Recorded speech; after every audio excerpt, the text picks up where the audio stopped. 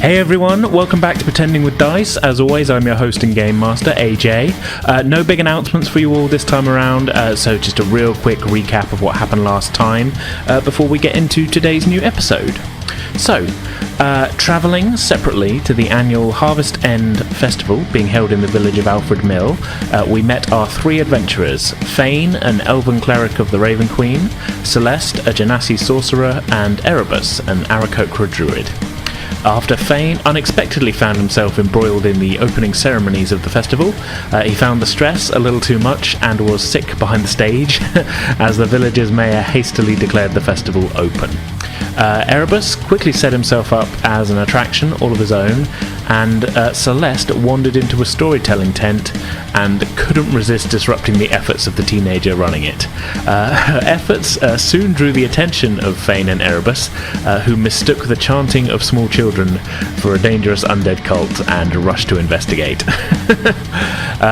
Misunderstandings all cleared up, and now all acquainted with one another, Fane and Celeste partook of the services of a fortune teller named Madame Astra, who answered their questions about their place in the world and the futures that might await them.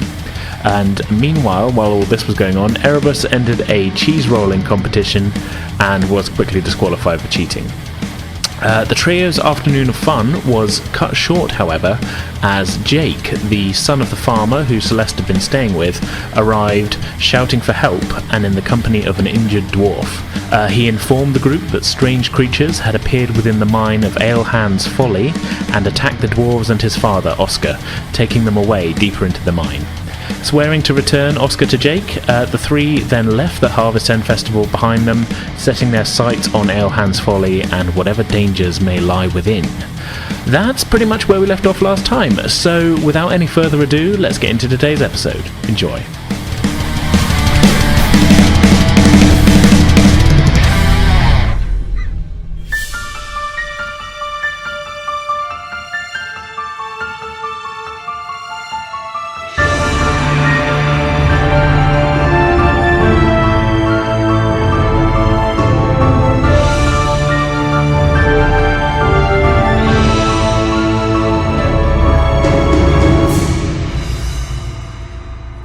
Okay, so Erebus, you're flying a little bit ahead, but are you sort of majestically keeping a of course? Are always you kind majestically? Yeah.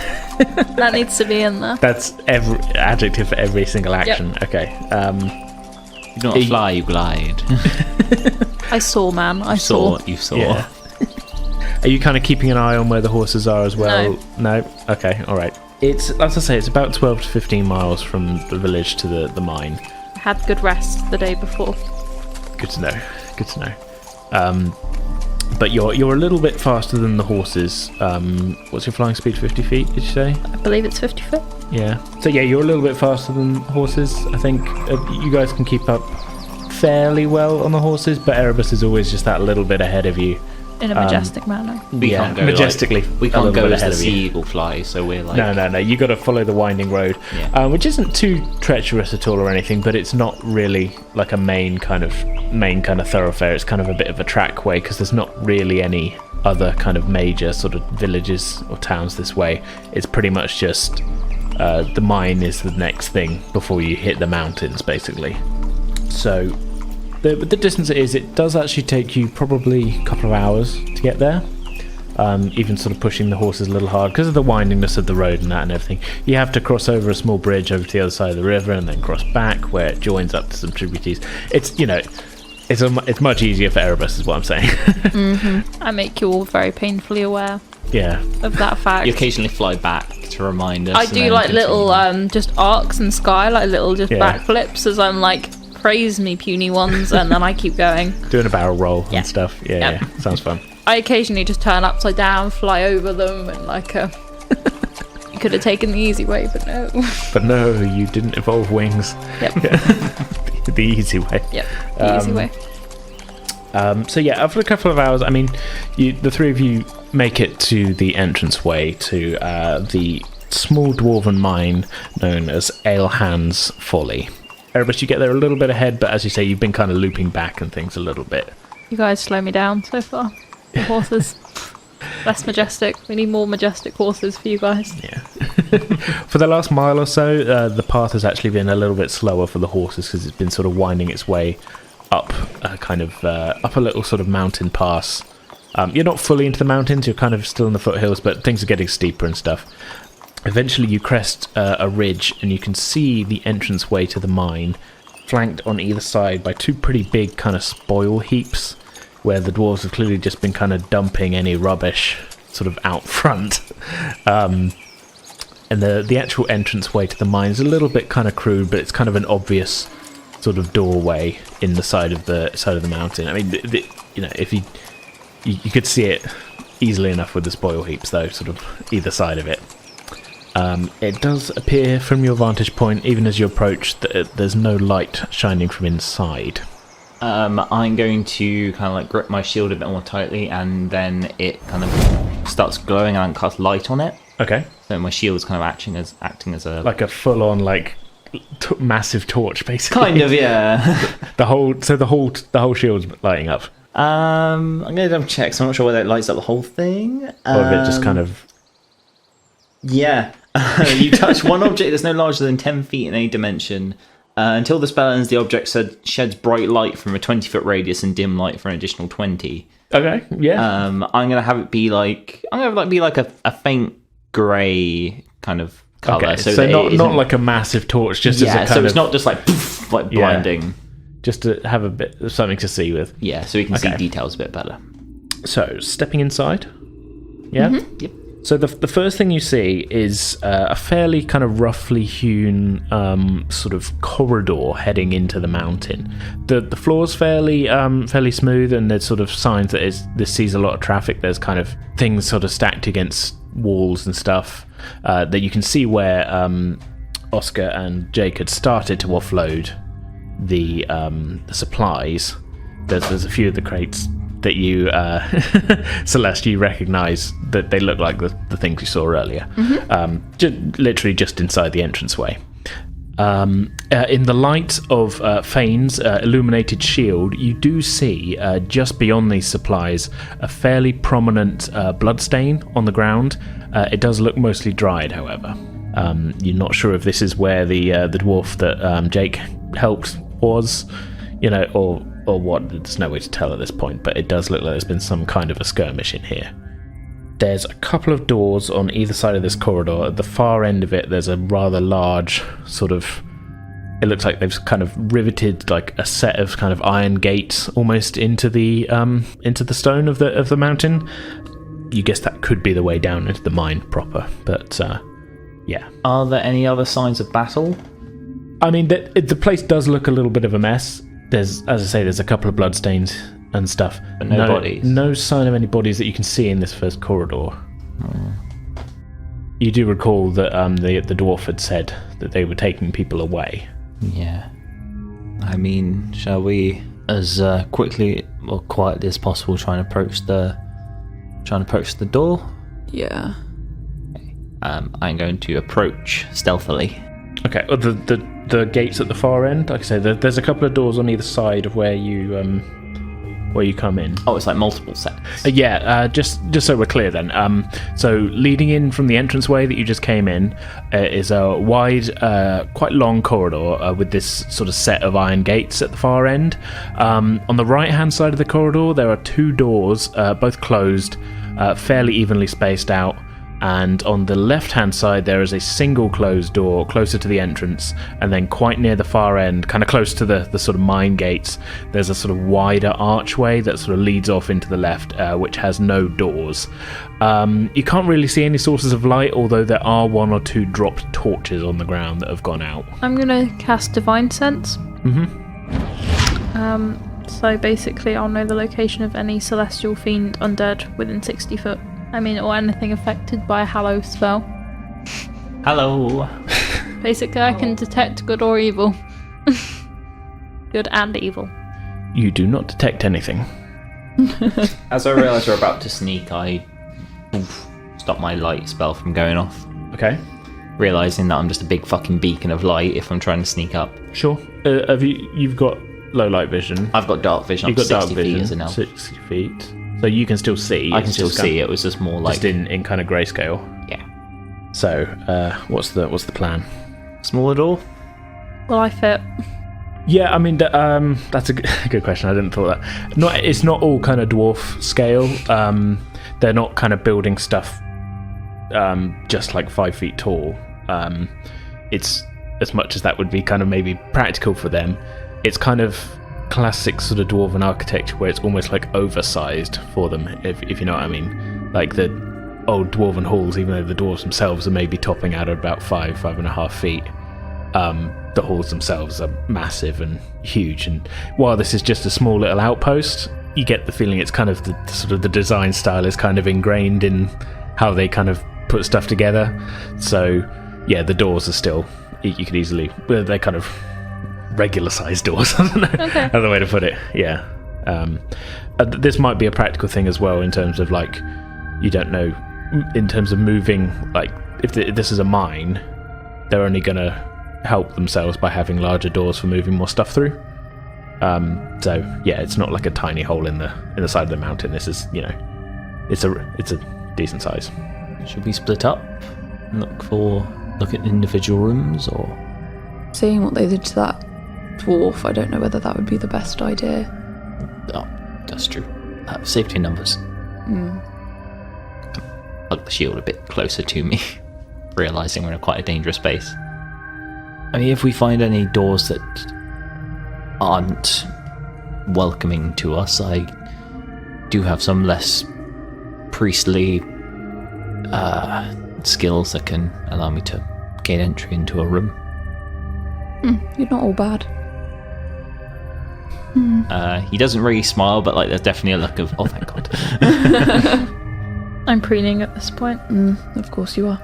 I mean, do I hear anything coming through? I'm quite perceptive. Make a perception check. What did like both Jake and I can't remember the dwarf's name. Gordron. Did they say anything about where these things were coming from? They said they came down. Two of the other dwarves found a tunnel. Yeah, they kind of knocked in. They were mining down on one of the galleries down in the mine, and uncovered a sort of tunnel, sort of side tunnel. They didn't really go into detail on that, so you're not entirely sure what that could mean, whether it was like something buried or whether they've just knocked through and found a cavity. Could be anything. And they sort of seemed to be these things were coming from in there, at least from the sort of hurried explanation that was given. Okay. The more direct route would be going down there, I suppose. Unless you want to search for survivors up in... If we search some of the rooms first, or some of the... We go through, like take the paths, and then... Because we know that whatever is doing the attacking is below. We'll deal with that when we get to it. Let's just find survivors first. Agreed. Left? Sure. We'll hit the closest door on the left. Closest door on the left, okay. I'm gonna clink, see if it's locked. It doesn't appear to be locked, it's just quite a heavy door. Oh, what did you get on that perception check, by the way? Oh, 11. 11. I rolled a 3. Seems pretty quiet in here. Yeah, I can't hear anything. We're good. Open the door. Okay. So you open the door to reveal another sort of side corridor. On one wall, actually, the first thing you notice, there is actually a lit torch still, but it does look like it's kind of nearly down to sort of the embers and isn't really giving off a lot of light. Your eyes, as you step into the corridor, however, are immediately drawn through another open doorway on your left, immediately off this side corridor. The open doorway seems to show a kind of wide sort of room, the main feature of which appears to be a series of waist-height sort of stone slabs arranged around the walls. Have any of you had any experience with dwarves, would you say, in the past? No. No? Possibly if I've accidentally stolen from any like merchant carts or anything, but that wouldn't really apply in this situation. I mostly go after food, so probably not. No. Okay, well, Fane, I would say, if anything, they remind you of the slabs in the mortuary back in Sur Ceramel. This might be where either one of their burial rooms that they've excavated, or where they place things on top of. I'm not sure. Looking, there are a few kind of chests and things in this room as well. A few kind of personal belongings scattered here and there. There's some chests or anything. Do we want to go looting through people's things? Is this a death room? When I see like personal belongings, do I see beds? Thinking, as in like this is sleep bed chambers, or as in like this is what? This could be a bed chamber. You've never seen a dwarven bed chamber. That's a good point. Could be a barracks. There's no like bedding that you can see, really. But like all these chests are kind of by each of them, and they are closed. But they're kind of stone slabs, kind of. They're in lines, sort of thing. I mean, Don't go through them. Bad things will happen. Don't go through them. yeah. Let's try the other room. Okay, we shuffle out. Okay, shuffling out of that bit. Also on that small corridor, there are two doors on your right-hand side of that bit. This is still on the offshoot one, where you've turned left into this one. On your left was that one. These ones are actually doored. These ones and they're closed. I'll hit the one on the left. Someone hit the one on the right. Yeah.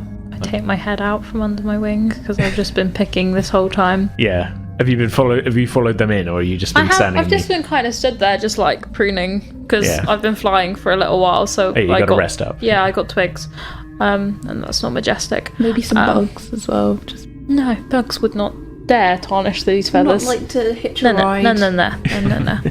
They glide straight off. This is the level of sheen that these common I'm still insects getting haven't used seen. to it, that level. Of sheen. Yeah, it takes some a getting different used level. to. Yeah.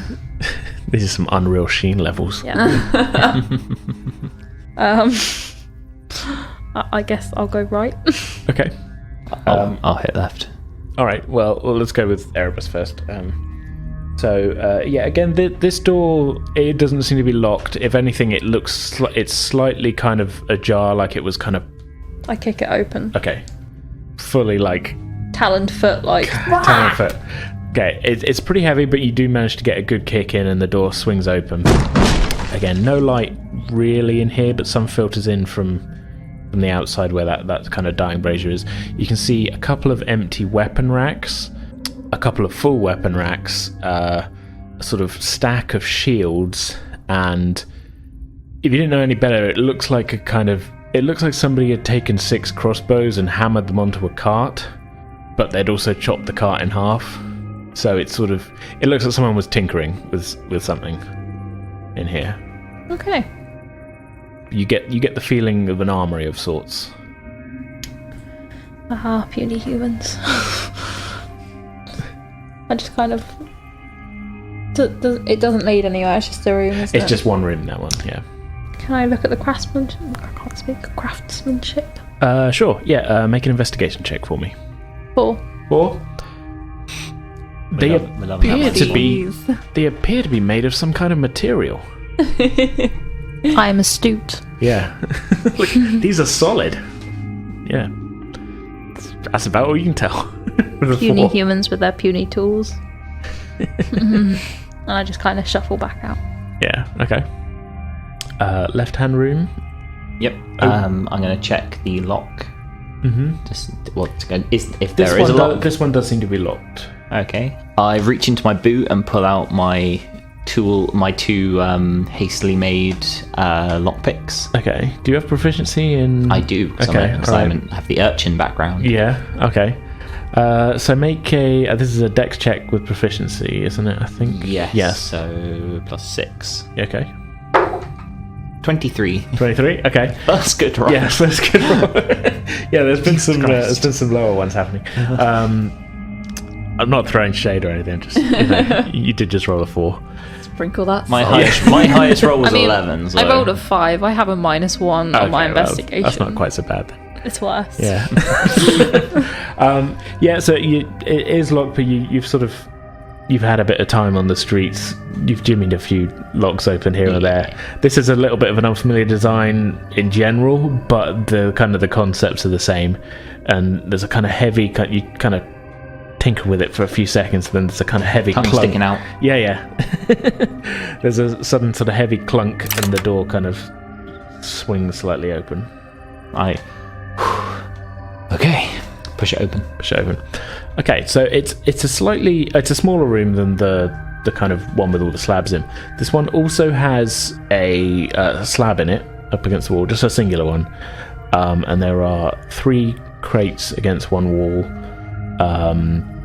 What looks like an empty weapon rack, just a single one.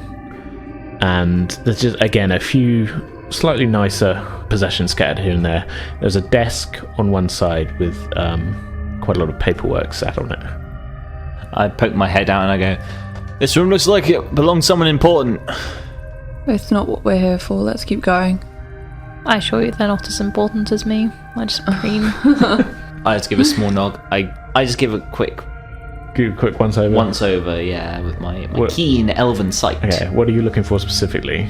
Like, have you got a type of thing in mind that you're looking for? Just otherwise? anything that stands out as being either like of particular potential value, or if there's like any. I'm being very vague. I mean, you got no idea what's in there's some chests in there, so you don't know what's in them. You know what? I'm just the weapon rack is empty, like I say. Yeah, I'm just gonna do a quick peek in those chests. Okay. Well, it very quickly becomes apparent to you that they are locked. I don't want to leave. You can try and jimmy it if you want. Try and pick the middle one. Middle one. Okay. 20. Make a dex saving throw. Yay! Oh no. Been waiting for this. It's a natural one. Natural one. Dude, Okay. how? So you're jimmying through the locks, and that the 20's pretty good. But The natural one, though. as you, I'm so happy it was me. as you just about think you're just about getting the mechanism open. There's a click, and a small blade shoots out into your hand from inside the mechanism. Hey, first damage! First damage. Why do you sound so happy? Because I'm the healer. You take 3 points of piercing damage as this blade kind of out into your hand. It's not a lot, but it's basically like a little kind of Left or dagger right thing hand? to be, left hand. Well, you're bracing it on the top, I assume. This thing just kind Yeah, of he's right-handed, yeah. yeah. This thing just kind of shoots upwards. There's a small, like, wince. Yeah. I literally just tear off a bit of my cloak and just wrap it around my hand. all right. Like, very general Yeah. there. But And the then chest is open. I then open up the chest.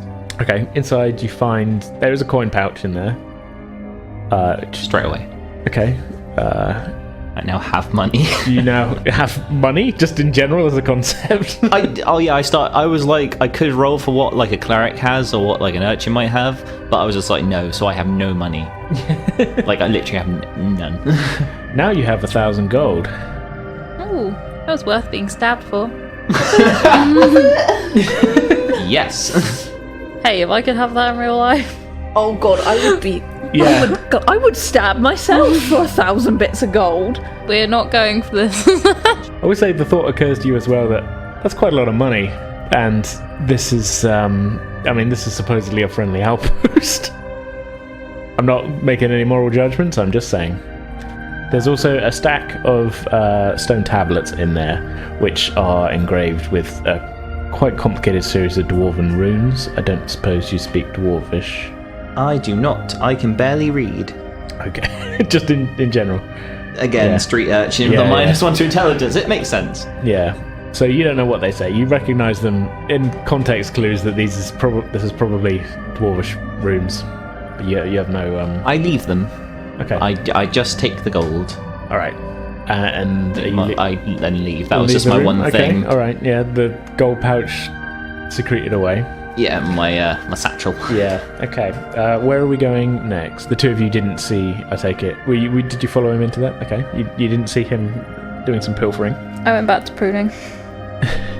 This is not my environment. I want to try and see what's like further on. Yeah. Wait, is it like a longer corridor? Or So does the it come to corridor just an itself end? kind of heads further into the mountainside if you're stepping back into the main corridor. And now you're a little further down from the entranceway. You can see that the wider archway on the left-hand side, kind of closer to the gates, opens into a large sort of storage room of sorts. And sort of in there's some large piles of what could be sort of raw ore and things. Celeste doesn't have a lot of mining expertise, I would guess. No, I wouldn't. There's a lot of stuff in there that looks like it's been mined. Okay. And there's a couple of like racks with tools on them on the side, but you don't know what any of it's for, really. It looks like a kind of storage room. There is a kind of softly burning kind of forge at one end, but it's sort of low hot coals rather than a kind of fiery sort of thing. No signs of movement in there.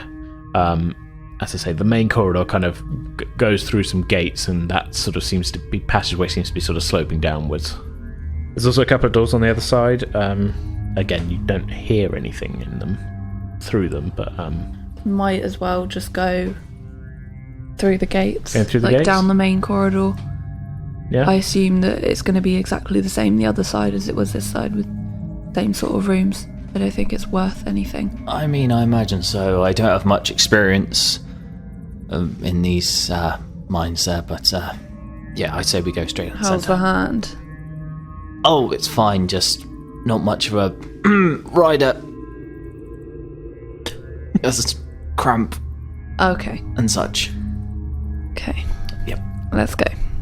Can I get a perception check from you, Celeste? Real quick. Should I roll deception? If you want to be hiding it. Oh, hell yeah. Not terrible. 18. 18? 10. 10, okay. Yeah, he's trying to kind of hide it, but like there's like some fresh blood on that. Like, a bit of robe that he's kind of clearly just torn off and wrapped round it. Okay. So... Can you do your little... I mean, you guys might and- get hit. I don't want to waste all myself. Oh, well, that's actually very thoughtful of you. Right, well... Let's go. Like, she does not do people. She No. does not... Human interaction. I feel like this is a what's whole that? party of people who don't do people. She likes her goats, and she'll have a whole goddamn conversation with her goats. When it comes to people, Slick Ted is Slick Ted can give up some conversation, man. he can do a kickflip as well. You give him a He's skateboard. he's just a badass little goat. He is the goat. He is the goat, capitalised. Yeah.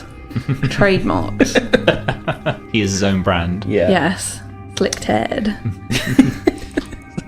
I want a Slick Ted t-shirt. So heading down through the gates then. Yes.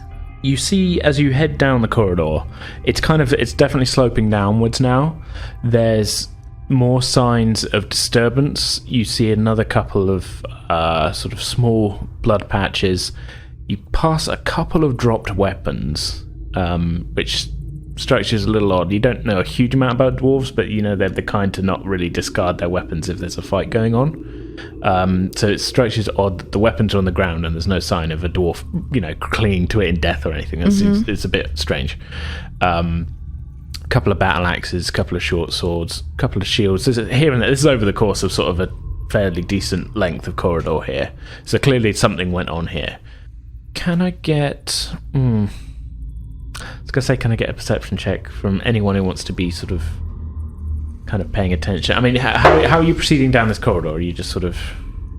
I mean, I don't want to make a big song and dance about it. I don't really want anything to know that we're here. I'd say at the sign of weaponry, Yeah. Thane kind of try and motion to everyone to stick quiet. I don't really do caves, so I'm just dodging cobwebs at this point. Fair, yeah. Nasty cobwebs. Exactly that. Okay. Well, can I get stealth checks actually then first? Should I re-roll? Yeah, if you would, yeah. Sorry. 13. 13, okay. That's a 4. A 4, a strong 4. A strong 4. 19 on my stealth. 19, yeah, so you've been, since you've been inside, you've been very careful with the cobwebs. You don't I do not want them on me. You don't I've like been it in training here? for too long. The ceilings aren't super low, but the very fact that there's ceilings and there's no easy way to fly out of here has got you a little bit on edge, so you're already kind of creeping a bit. So that's a 22 for the perception check. Yeah. Okay, so as you stumble across, as you trip over a shield, making it clatter a little bit, from up ahead you can hear some... Don't bring dust down on me. From up ahead, you think you hear the sound of some sort of clicking, clacking, slightly skittery sort of noises from somewhere. Don't do that. Well, kind of, yeah. No, because that just... We're dealing with like these giant fuck off metal spiders, and now all I can picture is a massive spider face with its just little like beak things like clacking at me. No Friends. thanks. No. The power of friendship. Fuck friendship. They changed a tune from earlier on. When it comes to giant metal spiders, yes. If I get reincarnated, I'm not going to come find you. Good. Stay away. There's also a really light blue glow from up ahead as well. It's kind of round the corner. Friendship. Yeah. Blue glow of friendship. Yes, exactly. That's what death looks like. So you hear some I'm in danger. slight skittering noises, and there's some blue glow from up ahead. Wonderful. Guys, I think we found them. I'm not sure what gate gives it away. The simple human is correct. The simpleton. I instinctually clutch onto the Raven Queen holy symbol and then remember myself and let go of it very quickly. Nevertheless, it brings you comfort. Brings me comfort knowing I can assist my new allies if need be. Yes. Brings you courage, I should have said, more than anything else. Yes. Yeah. Comfort. It's not like you don't grab it and you're like, oh, that's better. Yeah. It's more like, okay. Like a warm cup of tea. A blanket of thought. I'm not sure how this works in game, but can I view how hardy my companions are, in comparison to me, in terms of out of game, hit point wise? Alright, do either of them look in comparison to me? I mean, Dude, I'm majestic. it's a little tough to gauge. I would say you could kind of get a general sense of things, and I would leave it up to the pair of you to let him know how you think you are. I don't want. There's not really. Do you guys look hardy? Essentially, No. Okay, Big fat no. I'm going to cast False Life 25 hit on points.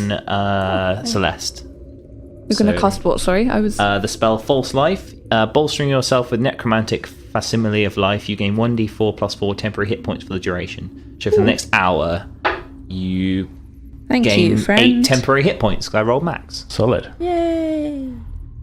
So essentially, Thane kind of walks up to you and just kind of goes, I'm not really good at this, but...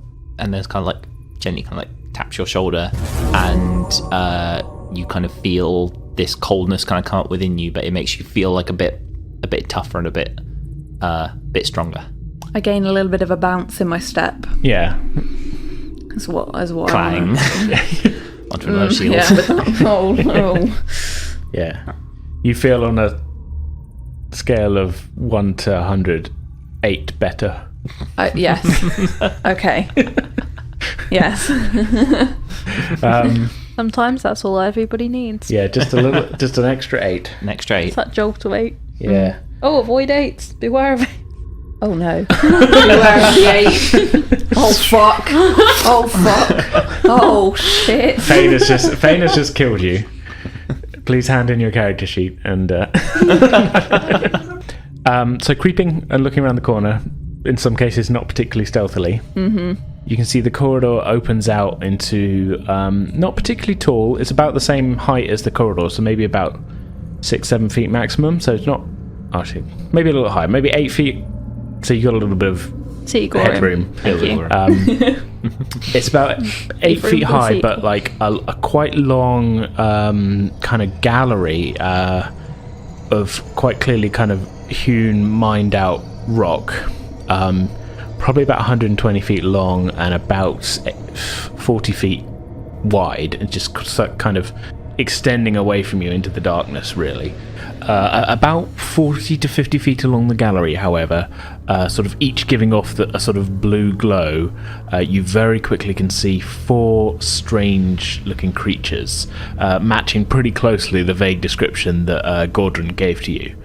They're about 5 to 6 feet in length, with bodies composed of a smooth blue kind of crystalline substance, which seems to be the source of the light, and arranged around the crystalline core of each creature on like a sort of kind of metallic framework are 8 spindly metal legs. As you watch them, you can see a couple of them are sort of picking away at the base of a sort of rocky outcropping in the floor of the gallery. They seem to be just kind of passively investigating stuff. One of the creatures, however, does seem to have begun to make its way in your direction, possibly in response to the sound you made tripping over the shield in the corridor. Sorry, guys. Oh no. I mean, do we go? Do we attack now? I don't know. In bird culture, we do not shy from a fight. Is that yes? We don't know how many there are. There, you can see 4 of them. Yeah, but are there any more anywhere else? That's what I mean. You can't... Exactly. You don't have any way of knowing that right now. We don't know how many there are I don't think there's any other way. around. You can't see any sign of any more dwarves or indeed... Oscar. Yeah. As I say, I mean, even with dark vision... I mean, there's low light giving off by these, but the gallery kind of extends away into darkness, really, so you don't know quite how far it goes off. I mean, I can attempt to sort of hinder them a little bit before they get here. How close together are they? Well, as I say, there's one that's sort of making its way towards the 3 of you up the gallery.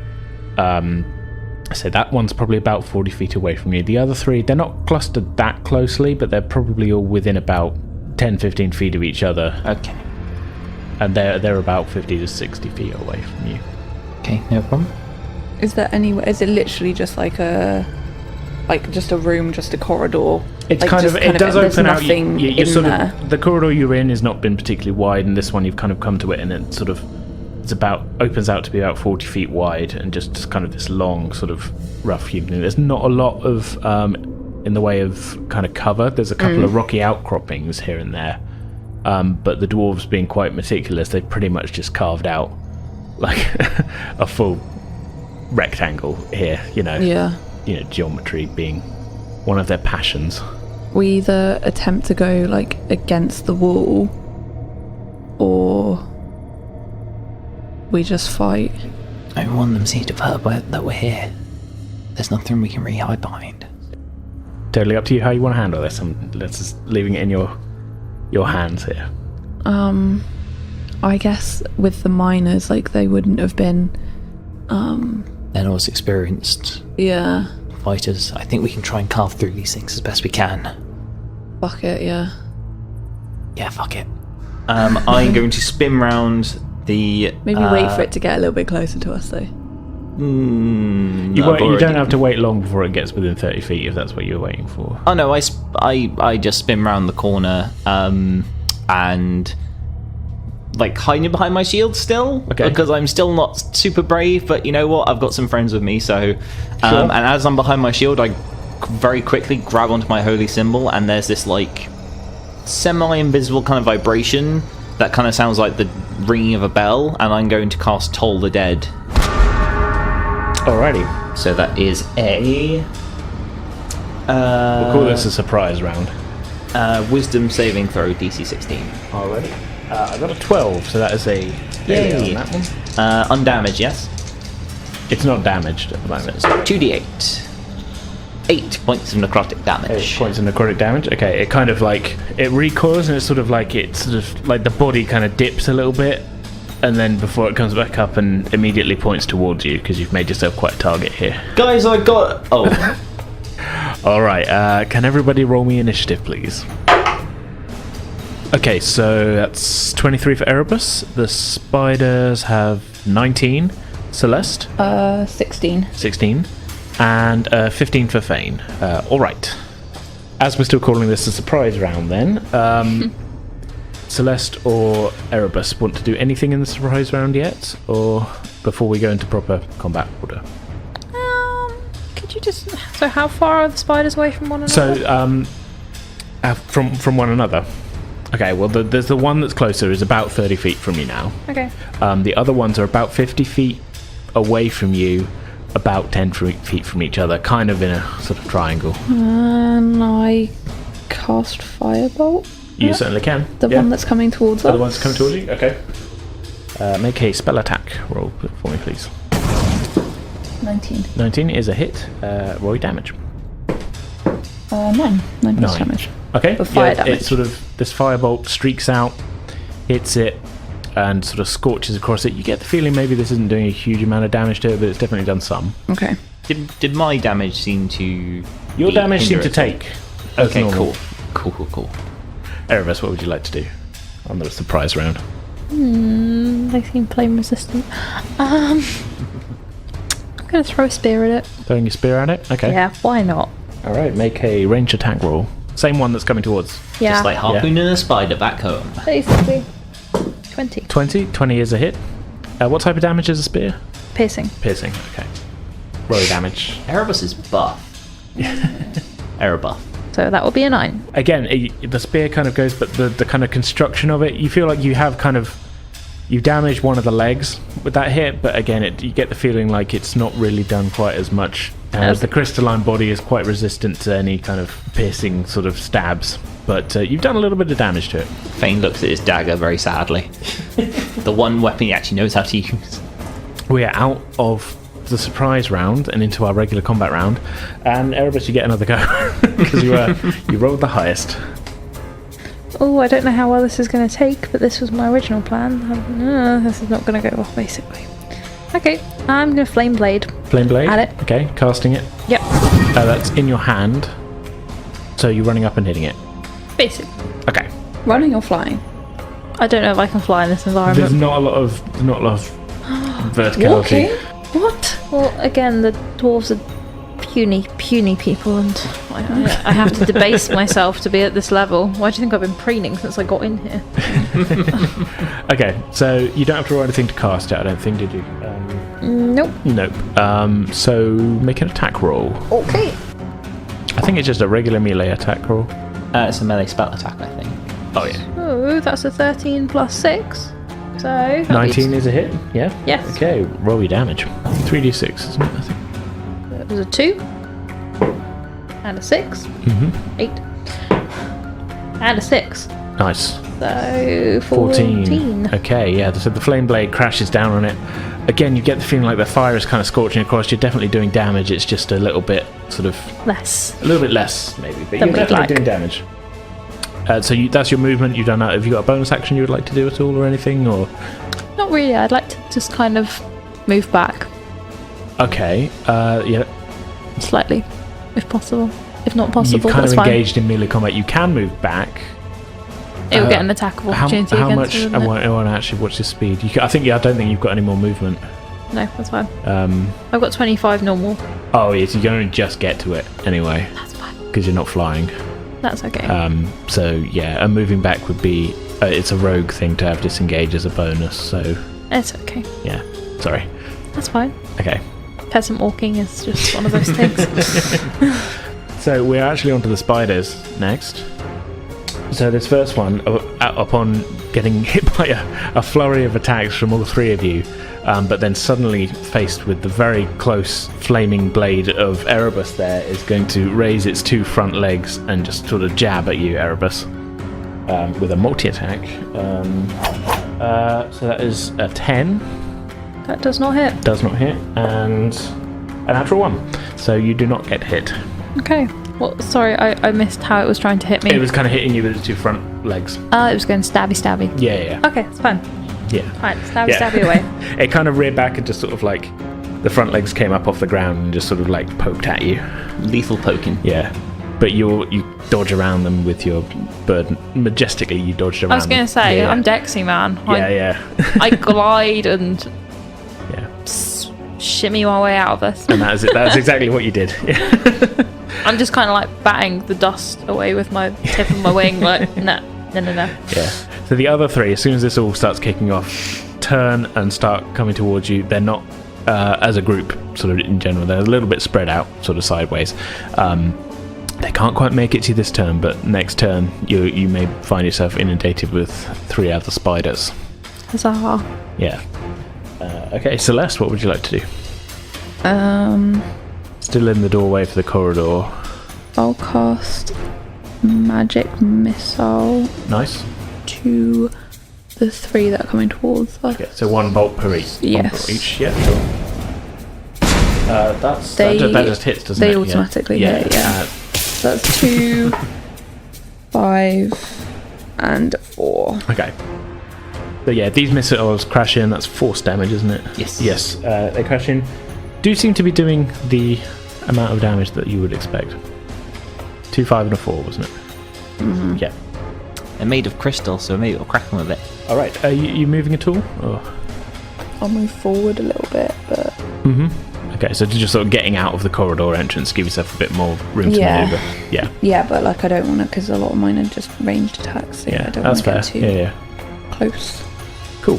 Alrighty, Fane, what would you like to do? Seeing that Erebus is in combat with one, he's going to rush up to it, and as he's running, he just kind of like has one hand kind of free, and he almost kind of like starts to lift it up, and as he does, a kind of thinking back to the previous room, summons a grey, like dark grey spectral battle axe Alright. into the air, and it swings down towards the one that's next, kind of coming Okay, towards so them not the there. one that's fighting... Not the closest Erebus. one, but Okay, it's the so one this that's is kind of coming spiritual in. weapon. Yes, Yeah. casting spiritual weapon, Okay. which, as part of the casting, makes an attack, which is my spell casting bonus. 21. 21, that's a hit. Yeah. That's 1d8 plus 5. Was that just bludgeoning, or is that... That's radiant damage. Radiant, okay. It's a physical, like, radiant ability. Yeah. Although I rolled a 1, that's 6 points 6 of points radiant damage. Hey, damage. yeah, but it's persistent though, isn't it? So it stays around. Yeah, it stays up there. It doesn't say what I use to do another attack with it. It says move it as a bonus action. Is it attack as a bonus action? Okay, so bonus action. Yes. Yeah. So it is a bonus action. And then as an action, he's just going to toll the dead to the one that Erebus is fighting. Sure.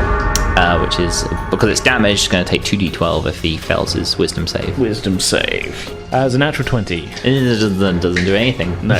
Okay. So yeah, that's my turn. Yeah, that is your turn. Okay, we are back round to Erebus. Yeah. Okay. Oh, he runs up to the creature. So in you're melee now with in Erebus. melee, melee. Yeah, melee. yeah. Okay, I've got some stuff I can do. I will let go of my blade. Okay. Blade just dissipates into thin air. Just... Everybody's quite close to me, aren't they? So Lester's a bit further back. Fane is right up, kind of with you. You're in melee combat with one spider. There's 3 kind of making their way up the room. I'll say if possible, I'll stay 5 feet away so that I'm not getting in You're not space. in a way, but you're sort of also in melee combat. Did you mean? So you kind of gone around to the side. Yes, if possible. Okay. Yeah, sure. No, I'll keep that in mind. Yeah. So I'm not kind of occupying Erebus's space. No worries. But you're still within 15 feet, aren't you? Yes. Yeah, so still occupying my space. Okay, you know what? I will thunderclap at it. Thunderclap. Okay. Yeah, why not? Sure. Con save of 14. Con save 14. Okay. Is a 12. Okay. So it takes 2d6, 2d6 thunder damage. Was that? Yeah. Awesome. I believe. Go for it. That was a 1. That was a 2, 3. 3. Okay. Yeah. No, nothing. This is the one you were already fighting. Yeah. Yeah. It's looking pretty bad now, but it's still kind of just sort of shuddering on its feet, and it's sort of, yeah, it's still there basically. It's still around. Just about. Okay. So that one then. Now we're unless you want to No. move. Okay. That one is now it's sort of surrounded. It's sort of feeling it's a little bit penned in. It's going to take 1 swipe at you and 1 at Fane. That is a 13 for you, Erebus. Does not hit. Does not hit. And a 7 for you, Fane. Misses. Misses. Okay, I'm rolling really badly. Unfortunately, though, Fane, another one runs up and has a crack at you from where it is. Oh no. This is the one that you hit with your spiritual weapon, though. No. That's rude. That was a 9 grab you. That still misses. Okay. One of the other ones also runs up towards you, Erebus, because you're just kind of right there. 13. That does not hit. Okay, I'm rolling really poorly for these attacks, will which take is it. good for you guys, but yeah. There's one more. I feel like it would have seen the firebolt So it sort of starts kind of clacking its way around the combat in the middle, kind of aiming for you, Celeste, but it can't quite get to you at this point because you'd hung back a little ways.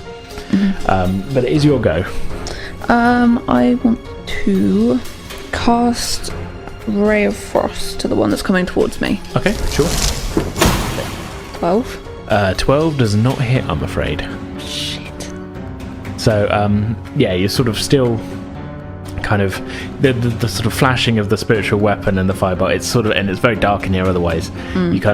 You see this sort of the blue glow of this sort of crystalline spider coming around the edge of that, and you go, oh crap, fire at him, and it just misses and sort of sprays up the side of one of these little rocky outcroppings in that, and so that's now covered in frost, but the spider itself is Frost-free. not frosted. Yes. Okay.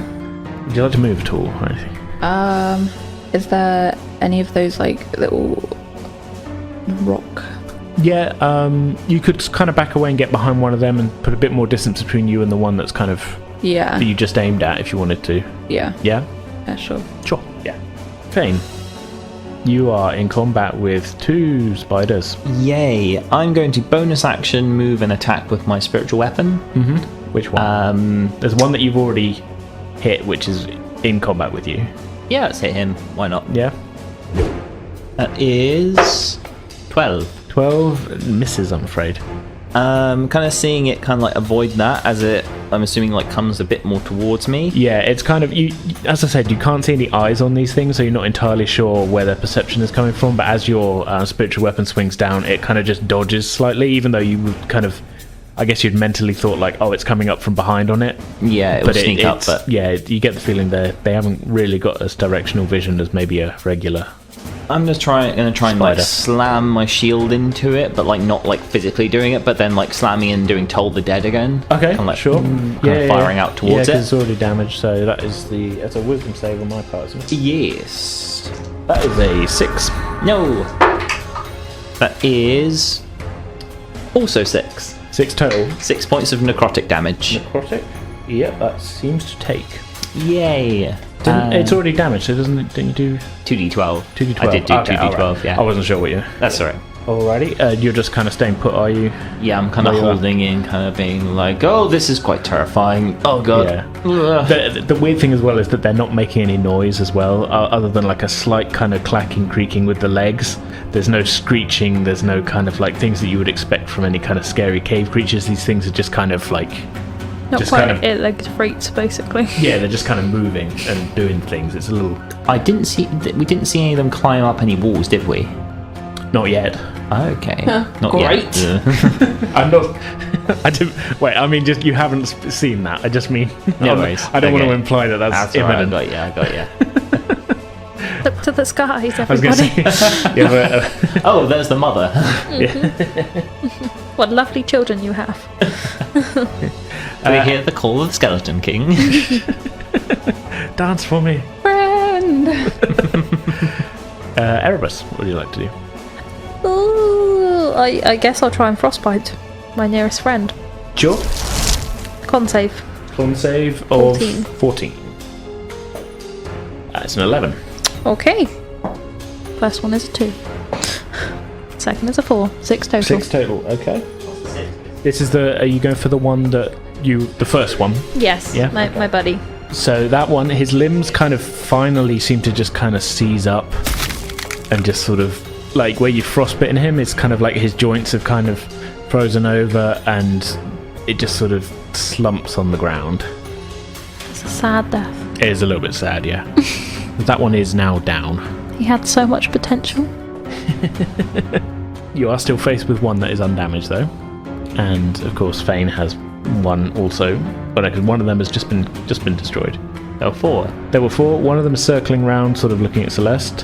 One of them was just destroyed. One of them came round to the left to attack Erebus, and the other one came round to the right to attack you. Got it. So yes, that one, the one that you've been tolling the dead and spiritual weaponing on, doesn't seem very happy with you.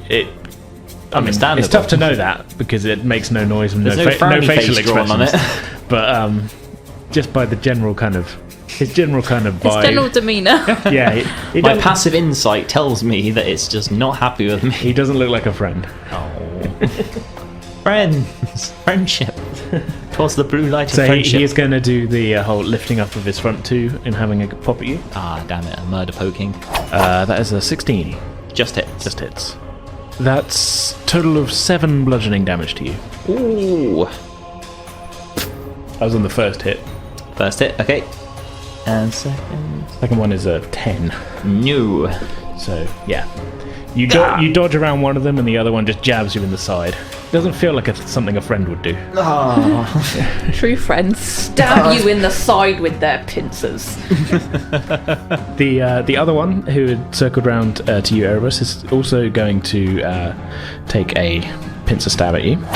Everything is a stab with these guys.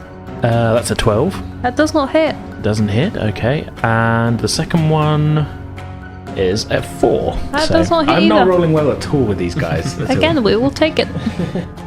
The final one, Celeste, is sort of skittering towards you. Mm-hmm. As it approaches you, it can basically almost get to you within about 10 feet of you.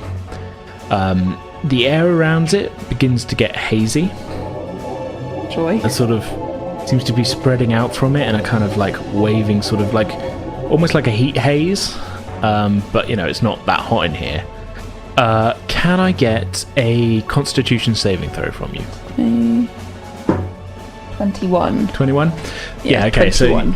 So as this kind of haze kind of goes around you, you kind of start to feel your limbs kind of seize up, but you just sort of like, you're like, oh, and you just sort of shake it off and that, but you feel like this would have done some kind of paralysis effect on you. Oh, wonderful. So, yeah, that's that one's turn. It is now your go, Celeste. I want to try casting Ray of Frost again on the one that's in front of me. Mm-hmm. I'll take a natural 1. Ooh. Does that hit? There's a strong natural one. That's a strong natural 1. That does not hit, I'm afraid. No? Yeah. So, surprising, isn't it? Say, Fires sure? backy. So, yeah, in the process of sort of shaking off this paralysis effect, you kind of let loose your Ray of Frost, and it goes wide and just sprays across the ceiling. Okay. Yeah. Grand. Yeah. Would you like to move at all, or any bonus actions or anything? Yeah, I'll scuttle back a little bit.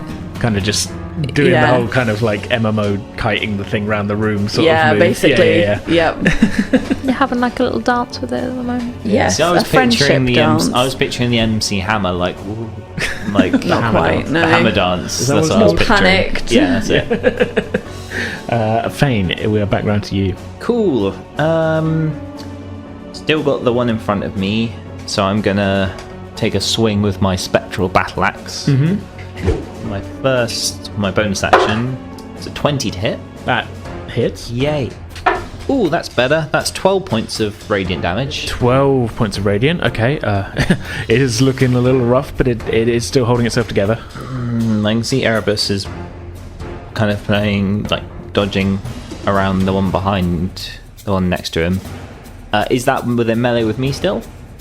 That that one go the isn't. other No, side? that's the other side, really. In which case, I'm just gonna toll the dead with the one in front of me. The same one. Okay. Yeah, same sure, one. yeah. Try and take him down.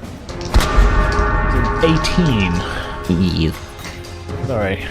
Okay, that's I'm doing good. better on my I saving throws than my attack rolls. Yeah, I hit with a spiritual weapon though. I'm proud of Yeah, that. that was good. Yeah. Erebus. So, how close is my buddy? Fane. Or... The spider? well, it's right Of up course on, it's not kind me. of I was right gonna say up on I'm you. still Yeah, it's still going. Yeah, for you me, took isn't it? one out, and then the other one is sort of Scotland. just there scuttling Say around. hi. Scuttle buddy. Sod it. I'm gonna bonus action my blade back and take another swipe at it. Sure, yeah, go for it. Flame blade. Blade. I don't know where we both did that. Yeah. That's a 10. A 10? Okay, that is a miss, I'm afraid. That doesn't surprise me. Yeah. You take a swing. It's maybe been watching your movements as you've been dodging its hits, sort of seen your blade coming, even though it just appeared out of thin air. It looked really cool. You just It missed. lit up the room for 10 feet. Yeah. It looked majestic. It just didn't do a lot. That's all we can ask. Yeah. So the one in front of you, Fane, is going to also kind of hunker down, and kind of the air around it is going to get a little bit kind of shimmery, heat hazy. Can I get a Constitution saving throw from you? You certainly may. Let's use my bloody... The blood dice. The blood dice. Ooh, 19. 19 is a success. Yes. So again, you, much like Celeste, you feel your limbs kind of begin to seize up and you just kind of shake it off. And Taylor Swift would be proud of you. I was going to say. Yeah. And it hurts my very soul to make that reference. Yep. Me too. I hate myself a little bit more. How much now. damage do we all take as a group? Just Quite a bit. I Quite a take bit. 10 points of reputation damage. The one facing you, Erebus, is going to multi-attack you with its 2 front limbs again. Of course. That's a 17. That does hit. It does 6 points of bludgeoning damage. Ooh. Yeah, stacking up. And its second attack, that's a 7, so I'm going to take a wild guess that doesn't hit. Okay, so final spider again. So with its paralysis effect seemingly having no effect on you, Celeste, it's going to rear back, much like the other ones, and just jab at you with its 2 front legs. Stabby. So 13 Misses. misses, and an 18 to hit. Hits. 6 points of bludgeoning damage. Good thing you got those temp hit points. Yes, thank you. And it's your go. Is it, how close is it? It's kind of in melee range now, so it's right up on you. Okay, so I want to cast... Oh, actually, I'll cast Shocking Grasp. Okay. So you have advantage on the attack roll if the target is wearing armor made of metal. Would it still count as advantage because they've got metal on them? That's a very good question. Its body's made of metal, technically. Yeah, I don't know if I'd call it armor, but it sort of is, because its sort of legs are... Yeah, let's say yeah. Okay. Because it's an electricity thing of sort of conductivity and that. Yeah, let's say yes, you get advantage on that. 23. 23 hits. That's 12 points of lightning damage. Awesome. Hell yeah. Nice. Okay, yeah, that one sort of freezes in place a little bit. It's not down at all by any stretch, but it's, yeah, that was a solid hit. Get the feeling lightning damage is... Finally. Yeah. I actually a hit something. A little bit of a better choice than the fire that was getting hit earlier. Bane, what would you like to do? Taking a swing. With the Spiritual with the weapon. old spiritual weapon. Old spiritual weapon. Same one. Same one. 11. That's a miss. No. You're carving some good grooves into the floor that are sort of glowing briefly with the radiant Oh, the energy. dwarves might be proud. Yeah. Seeing that Celeste is kind of has just about gone toe to toe with the guy there, like he's just got to him, I'm going to whir around and send this bolt of like glowing radiant energy in like this kind of like great sort of style and cast guiding bolt Sweet. Yeah, go towards for the creature. it. Range spell attack, I take it. Yep, It's either really high or it's a 1 by your facial that's expression. a natural one. Waste of a spell. Not a particularly well-guided guiding bolt. I just whir around and boom. Yeah. Again, it looked really cool. It just missed. Yeah. That's all. Maybe not. I wouldn't say you're quite on Erebus level majestic, but it was a cool look of sort of like spin round and haha. Miss for both Yeah. attacks. But yet I'm not glorious. Not a great round for Fane, but No. yeah. No. You're getting into the swing of fighting though. You're not really you're a cleric of death, not a fighter. I'm good at the stuff afterwards. Yeah. Okay, Erebus. What would you like to do? I don't really want to use... I've got like a spell I think would work, but at the same time I'd rather not use it now because spell slots. I'm gonna continue to be generic and go Flame Blade again. Sure. Yeah. No. I mean, Yep. you've already used that spell, so you might as well keep using it. Yeah, I so- was gonna say I've got it. Okay, let's try this again. So that is a 22. That's definitely a hit. Wonderful, that's what we like. That is a 5, another 5, and a 3. So that is 13 points of damage. 13, okay. Again, the flame damage doesn't seem to do as much, but you're definitely getting some solid hits in there. Chipping away. Yeah, you're doing damage. It's just, you get the feeling fire is not... With very flamboyant strikes. melting away. Oh yeah, it's flipping around, it's Any doing Game cool of Thrones fans just stuff. picture. If this was a movie, those shots would be in the trailer. It looks awesome. Yep, it is. His feathers are glistening as he goes. He's warmed by firelight. He's not there for results. He's there to make a statement. Yeah. Basically, somewhere hidden in this cave, there is a camera, even though cameras weren't invented, and someone is filming him. He's there to raise the overall coolness level of the party. Yep. You'll learn programmed illusion and be like, hey kids, this is what I did. Praise me. Yeah. Okay, that one in front of you, Fane, is just going to keep plugging away. What? At me? But I'm so wee. That's an 11 to hit. 11? Nope, misses. And a 16. Just hits. Just hits. And that's 4 points of bludgeoning damage. Oh boy. The one facing you, Erebus, is going to attempt the paralysis attack. Can I get a Constitution saving throw from you, please? We can. +3, 7. 7. Okay. So it starts in your wings. You're kind of flapping them a little bit to kind of keep them out of the way. But you suddenly feel the sort of the seizing up of the tendons and muscles and that. And before you know it, you can't move your arms and you're sort of locked in place. And you kind of you've got a good balance on you because you were kind of had your combat stance going, but you can't move at all. You're paralyzed. God damn it. You're frozen in a majestic position though. Like Apollo, I am frozen. It's just a thing. It's okay. It's just a thing. Yeah. Celeste, the other one's going to keep jabbing away at you. Mm-hmm. That's a 15 to hit. Just hits. That's 4 points of bludgeoning. So second attack, 19. Hits. That's 3 points of bludgeoning. Yeah. and it's your go. How far away is Erebus and Fane? I think in my head I've kind of had it if you sort of skirting back and sort of circling round them almost. So they're probably about 15-20 feet away from you. I'll do Shocking Grasp again. Shocking Grasp again? Yeah. Go for it. This is with advantage as well. 14. 14 and just misses, I'm afraid. Oh, piss. Yeah, reeling from the 2 hits, you go to do the Shocking Grasp and you're just still reeling a little bit. And it's dark in here, you know, stuff's confusing as hell. Fane? Taking a swing. Do it. 18. 18 hits. Dope. 12 points damage. 12 points damage. So yeah, you bring your spiritual weapon down and just crunch this thing into the rock. Hell yeah. And it sort of shudders a little bit and then stops. Awesome. I'm then going to spin round and then toll the dead the one that was attacking Erebus. Good call. Just like spinning round like with the shield because it's in my my left arm and just kind of like something like that bonging sound towards it. What are you bonging it against? The actual like body of the creature. Oh, right. So I'm not like hitting it to do damage. I did wonder. I was like, are you just kind of holding it and going the casting of the spell actually makes a like toll noise, but it sounds cool to make it just like hit into it and just have it go bong. Yeah, you time it just right as you're hitting it. Yeah. That's an 11. Hey! 15 points of necrotic damage. Wait, is that 3? Yes, 15. 15. That is pretty good. Maybe not quite enough as though, because it's sort of still twitching and it sort of turns towards you kind of like damaged, if you know what I mean, but it's still up. Run up in melee to it if I can. Sure, yeah, you can do that. Yeah. Erebus, you can make a... now we're back to your turn. You are still paralysed, but you can make a Constitution saving throw to see if you can shake it off. I can do my best. Yeah, that is a 9. 9? That is still a fail, but believe it or not, that's only just a fail. That's okay. Yeah.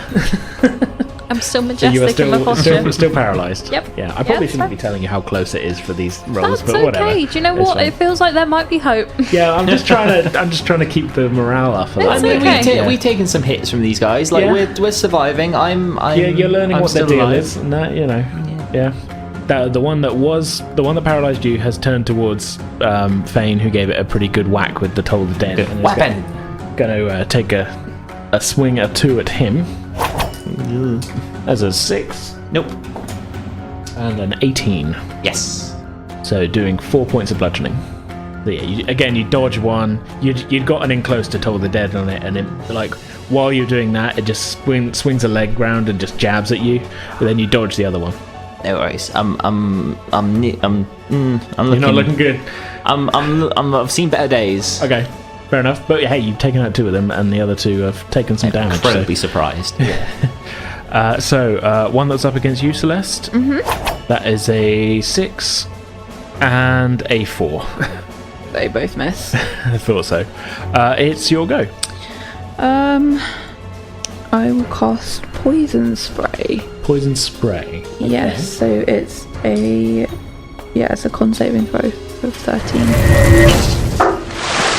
That's a 5. Wicked.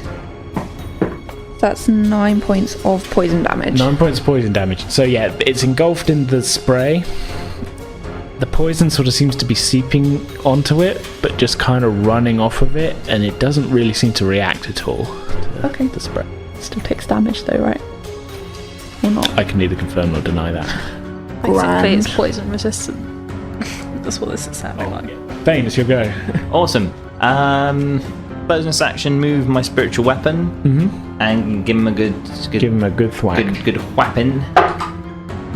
23. That's definitely a hit.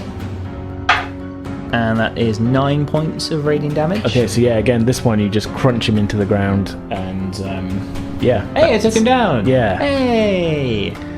Leaving only the one that is facing Celeste. Yeah, whirl around, and I'm going to, with like the bandaged hand, I'm going to be like wince a little bit, and I'm going to hit the back of the shield and send out the vibration and do Toll the Dead. Cool. Towards it. Alrighty. That's a 14. That's a fail. Sweet. 16.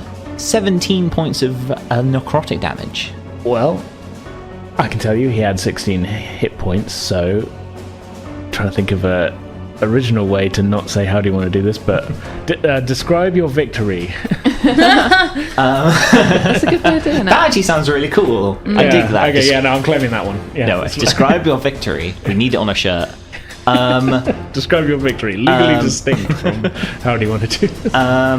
So the one in front of Celeste, kind of, you see the body kind of begin to kind of starts to shudder a little bit, and there's almost like a little high-pitched noise, and all the crystalline, its legs, is it crystal? The body section is crystal, the legs are kind of metal. Okay, so the legs begin to kind of shimmer, and then the body starts to, and then crack, and then like burst out into loads of like crystalline powder, as the tolling of the bell kind of like shakes through there, and Thane just kind of peeks up from over his shield. Yeah. And it's like, you are left in silence and darkness as the last of these, which were the only source of light in here, dies. You do hear the sound of Erebus falling over in the dark, though. can I try and catch him? Yeah, you can try. So I'm kind of nearby. Yeah, Actually, yeah. no, I was in 5 feet. Yeah, you can try and catch. Yeah, I'm gonna try and. Just do a dex check. It's so well, the last one. 14. Yeah, you just get an arm out and grab Erebus, and Erebus. A few seconds pass, and the paralysis seems to fade. You find Thane is. I mean, you were aware, but like Thane has sort of stopped you from sprawling unmajestically on the ground. I thank you for maintaining my dignity. That's okay. I don't think anyone saw it. Is everyone looking slightly rough? I think yes. everyone took a couple of No. hits. Oh, you didn't. You had 1 or 2, didn't you? But... I'm just gonna lay. Oh, what is it? What's the paladin spell? Lay on hands. I'm gonna lay on hands myself. That's a 5 hit points. Yeah, I took yeah, that's 6 cool. hit points of damage. I mean, Yeah. I'm good with that. A couple of your hits were on the temporary ones, weren't they, Celeste? How bad are you, Celeste? I'm not awful. I'm just like, I don't need that much. I'm just going to do a 3rd level cure wounds on myself then. You guys can take a short rest if you want as well, if you wanted to just spend hit dice. Sure. I'll do that instead. Yeah.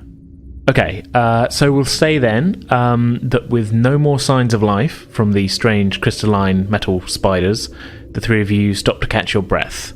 But the ominous darkness at the far end of the mining gallery beckons you deeper below the surface.